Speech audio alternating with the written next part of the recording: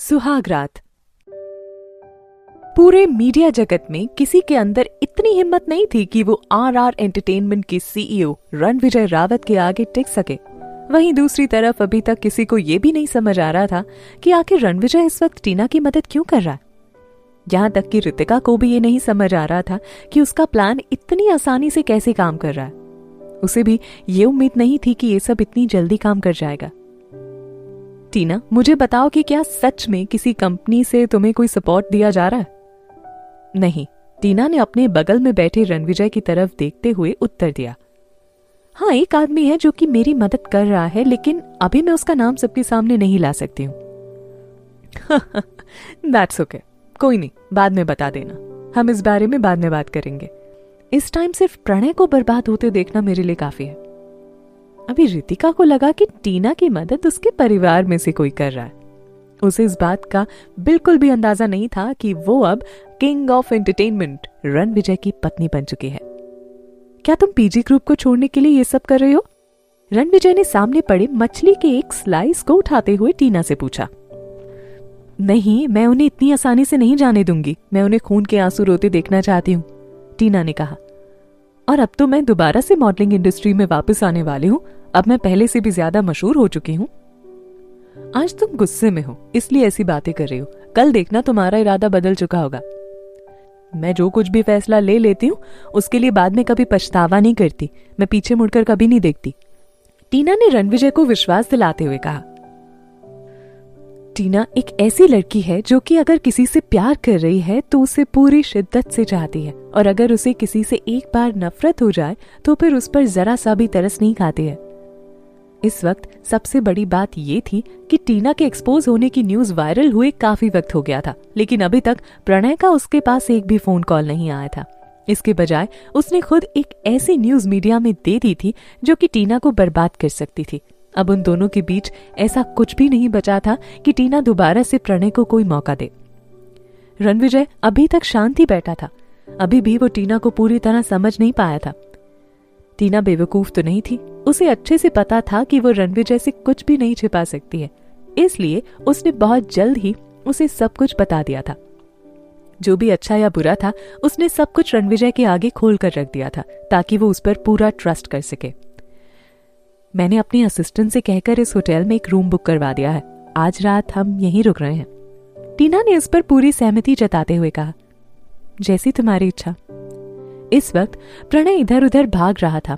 वो अपने सभी मीडिया पार्टनर्स और बिजनेस पार्टनर्स से मिलकर इन सब मामलों से निकलने की कोशिश में लगा था। यूसुफा की प्रेगनेंसी की खबर बाहर आने के बाद भी अभी तक उसके दिमाग में टीना का ख्याल नहीं आया था। उसने ये जानने तक की भी कोशिश नहीं की कि टीना उस वक्त कहां पर थी। एक रोमांटिक डिनर के बाद रणविजय टीना को होटल के सबसे लग्जूरियस रूम में लेकर आया। उस रूम को रणविजय ने पहले ही सजवा रखा था। इतनी भागदौड़ के बीच में भी रणविजय ने किसी तरह से उसके लिए ये सब करने का वक्त निकाल लिया था। टीना के पास कहने को कुछ भी नहीं था, लेकिन वो रणविजय के इस प्यार को समझ सकती थी। कहीं ना कहीं उसे भी अब रणविजय से प्यार होने लग गया था। रणविजय ने कमरे में पहुंचते ही अपने सूट जैकेट को उतार कर रखा और टीना की तरफ देखते हुए कहा, पहले मैं शावर लूंगा, तब तक तुम सोच लो आगे क्या करना है। हाँ, अगर तुम्हें ये सब थोड़ा अजीब लग रहा हो तो कोई बात नहीं, हम बाद में कभी से ट्राई कर लेंगे। रणविजय ने अपनी बातों से एक बार फिर से टीना का दिल जीत लिया था। टीना का दिल कर रहा था कि वो बाथरूम में ही जाकर रणविजय को गले से लगा ले, लेकिन अभी शादी को ज्यादा दिन नहीं हुए थे और टीना रणविजय को ज्यादा अच्छे से जान भी नहीं सकी थी। इस वजह से वो रणविजय के करीब जाने की हिम्मत नहीं जुटा पा रही थी। लेकिन अब टीना के लिए खुद को रोक कर रखना मुश्किल हो रहा था। वो अचानक ही बाथरूम में दाखिल हुई और रणविजय को अपने गले से लगाते हुए बोली, मुझे अब किसी चीज का पछतावा नहीं है, मैं बस तुम्हारे साथ ही रहना चाहती हूँ। Are you sure? एक बार अगर मैंने तुम्हें अपना बना लिया ना, तो फिर तुम्हारे पास दोबारा अपना फैसला बदलने का मौका नहीं होगा।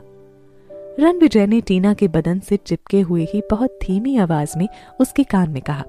उसकी गहरी और उत्तेजित आवाज किसी के भी दिल की धड़कन को बढ़ाने के लिए काफी थी। मैं अब श्योर हूं। उसके जवाब को सुनकर रणविजय अब आगे बढ़ने को तैयार हो गया था। एक हाथ से उसने टीना की कमर पकड़ते हुए अपने होठों को टीना के होठों पर रखकर दबा दिया। अपने दूसरे हाथ से उसने टीना के कपड़ों को खोलना शुरू किया, जो कि अब थोड़े गीले हो चुके थे।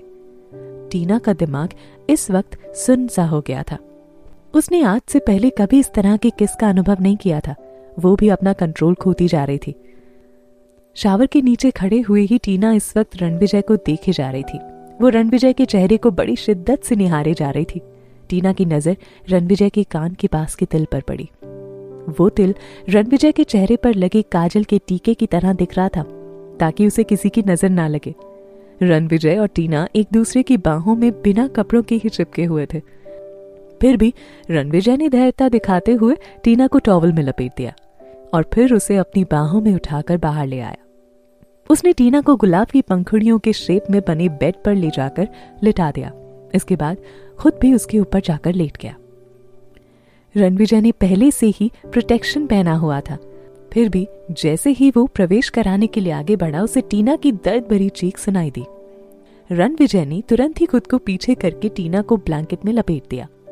पहले रणविजय को लगा था कि टीना पहले एंटरटेनमेंट इंडस्ट्री में थी और पहले से ही वो प्रणय के साथ रिलेशनशिप में रह चुकी है, तो जाहिर है कि ये उसका फर्स्ट टाइम नहीं है।